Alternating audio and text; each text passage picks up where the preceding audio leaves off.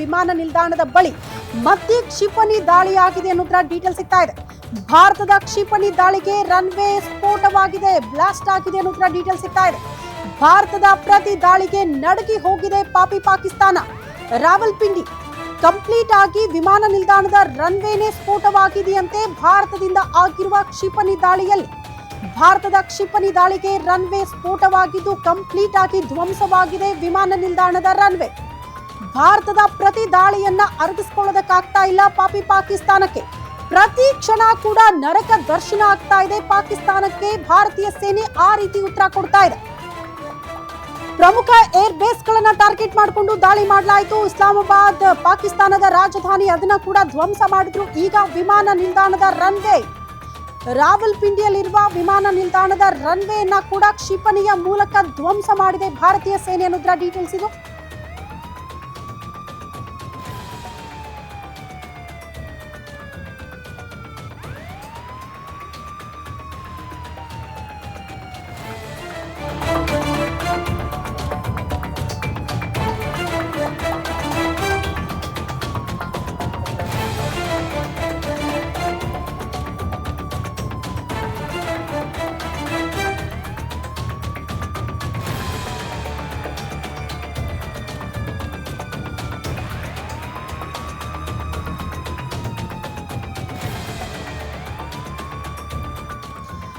ಪಾಕಿಸ್ತಾನದ ಪ್ರಮುಖ ನಗರಗಳೇ ಧ್ವಂಸವಾಗ್ತಾ ಇದೆ ಭಾರತೀಯ ಸೇನೆಯ ಕ್ಷಿಪಣಿ ದಾಳಿಯಲ್ಲಿ.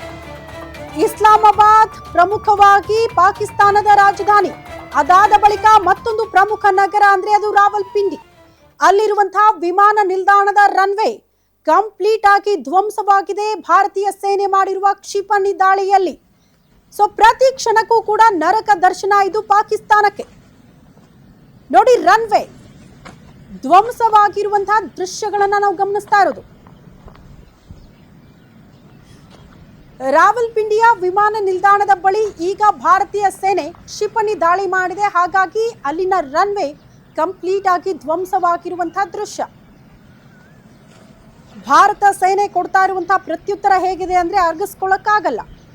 ಈ ಕ್ಷಣಕ್ಕೆ ಎಲ್ಲವೂ ಕೂಡ ಮುಗಿದು ಹೋಗಬೇಕು ಅಂತ ಅನ್ಕೊಳ್ಬೇಕು ಪಾಕಿಸ್ತಾನ. ಅಂಥ ಮನಸ್ಥಿತಿಯಲ್ಲಿ ಇದ್ದಂತೆ ಕಾಣಿಸ್ತಾ ಇದೆ. ಕಾರಣ ಪಾಕಿಸ್ತಾನದ ಪ್ರಮುಖ ನಗರಗಳೇ ಇನ್ನಿಲ್ಲದಂತೆ ಧ್ವಂಸವಾಗಿ ಹೋಗ್ತಾ ಇದೆ.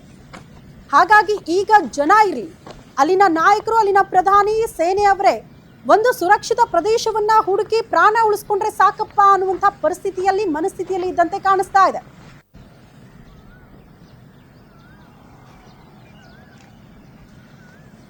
ಮಾತನಾಡ್ತಾ ಇದ್ರು ಕ್ಯಾಪ್ಟನ್ ನವೀನ್ ನಾಗಪ್ಪ ಅವರು ನಮ್ಮ ಜೊತೆಗೆ. ಸರ್, ತಾವು ಹೇಳ್ತಾ ಇದ್ರಿ ಕಾರ್ಗಿಲ್ ಯುದ್ಧದ ಬಗ್ಗೆ ಒಂದಷ್ಟು ಅಂಶಗಳನ್ನ ಉಲ್ಲೇಖ ಮಾಡ್ತಾ ಇದ್ರಿ. ಇವತ್ತಿನ ಪತ್ರಕರ್ತರು ಅದನ್ನ ನೆನಪು ಮಾಡ್ಕೊಳ್ತಿಲ್ಲ ಅಂತ.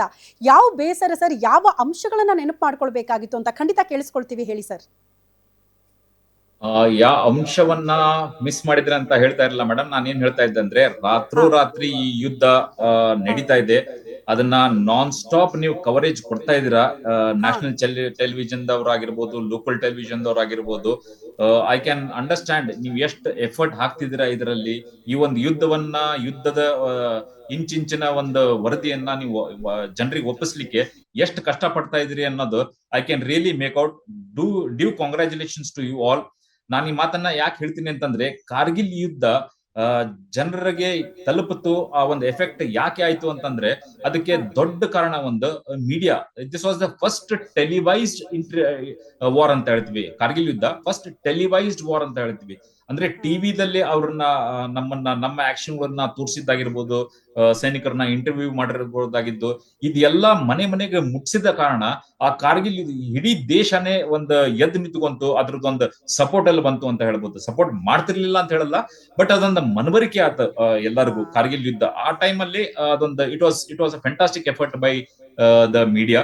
ಇವಾಗೂ ಕೂಡ ಮೀಡಿಯಾದವರು ತುಂಬಾ ಅದ್ಭುತವಾದ ಕೆಲಸ ಮಾಡ್ತಾ ಇದ್ದೀರಾ. ರಾತ್ರೋರಾತ್ರಿ ಇಡೀ ರಾತ್ರಿ ಕುತ್ಕೊಂಡು ನೀವು ಇದನ್ನ ಡೇಟಾನ ಕಂಪೈಲ್ ಮಾಡಿ ಜನರಿಗೆ ತರ್ತಾ ಇದ್ದೀರಾ. ಸೊ ಹಾಗಾಗಿ ತುಂಬಾ ನಿಮ್ಗೆಲ್ಲರಿಗೂ ತುಂಬಾ ಧನ್ಯವಾದಗಳು. ಈ ಒಂದು ಕಾರ್ಯಕ್ರಮನ ನಡೆಸ್ಕೊಡ್ತಾ ಇದ್ರೆ ಎಲ್ಲರಿಗೂ ಈ ಒಂದು ವಾರ್ನ ನಿಮಿಷದ ಘಟನೆಗಳನ್ನ ಎಲ್ಲರಿಗೂ ನೀವು ನಮ್ಮ ಸಿಟಿಸನ್ಸ್ ಗೆ ತಲುಪಿಸ್ತಾ ಇದ್ದೀರಾ. ಹಂಗಾಗಿ you guys are doing a fabulous job. Fine Naveen Nagappa sir, thank you so much. ಅಂದ್ರೆ ನೀವು ಆ ಕಾರ್ಗಿಲ್ ಯುದ್ಧದ ಬಗ್ಗೆ ಪತ್ರಕರ್ತರ ಜವಾಬ್ದಾರಿ ಎಷ್ಟರ ಮಟ್ಟಿಗಿತ್ತು ಅದನ್ನ ತಲುಪಿಸುವಲ್ಲಿ ನೀವು ಯಶಸ್ವಿ ಆಗಿದ್ದೀರಿ ಅನ್ನೋದನ್ನ ಹೇಳ್ತಾ ಇದ್ರಿ. ಅದಕ್ಕೆ ನನ್ನ ಕಡೆಯಿಂದ ಒಂದು ಥ್ಯಾಂಕ್ ಯು ಅಂತ ಹೇಳ್ತಾ, ಅದ್ರ ಜೊತೆಗೆ ಸರ್, ನಾವು ಇದು ಆಪರೇಷನ್ ಸಿಂಧೂರ ಕಾರ್ಯಾಚರಣೆ ಆದಂತಹ ಸಂದರ್ಭದಲ್ಲಿ ಜನರ ಮನಸ್ಥಿತಿ ಹೇಗಿತ್ತು ಅಂದ್ರೆ, ಆ ರಾತ್ರಿ ಮಲಗುವಂಥ ರಾತ್ರಿ ಇಲ್ಲ, ನಮ್ಮ ದೇಶದಲ್ಲಿ ನಾಳೆ ವಾರ್ಗೆ ಸಂಬಂಧಪಟ್ಟಂತೆ ಮಾಕ್ ಡ್ರಿಲ್ ಆಗತ್ತಂತೆ, ಅದಕ್ಕೆ ಪೂರ್ವ ಸಿದ್ಧತೆಗಳಾಗ್ತಾ ಇದೆ ಅಂತ ಪ್ರತಿಯೊಬ್ಬರು ಕೂಡ, ನನ್ನನ್ನ ಸೇರಿದಂತೆ ಪ್ರತಿಯೊಬ್ಬ ನಾಗರಿಕರು ಕೂಡ ಹಾಗೆ ಅನ್ಕೊಂಡು ಮಲ್ಕೊಂಡಿದ್ದು. ಆದ್ರೆ ಬೆಳಗ್ಗೆ ಎದ್ದಂಗೆ ಆಪರೇಷನ್ ಸಿಂಧೂರ ಕಾರ್ಯಾಚರಣೆ ಸಕ್ಸಸ್ ಆಗಿ ಹೋಗಿತ್ತು.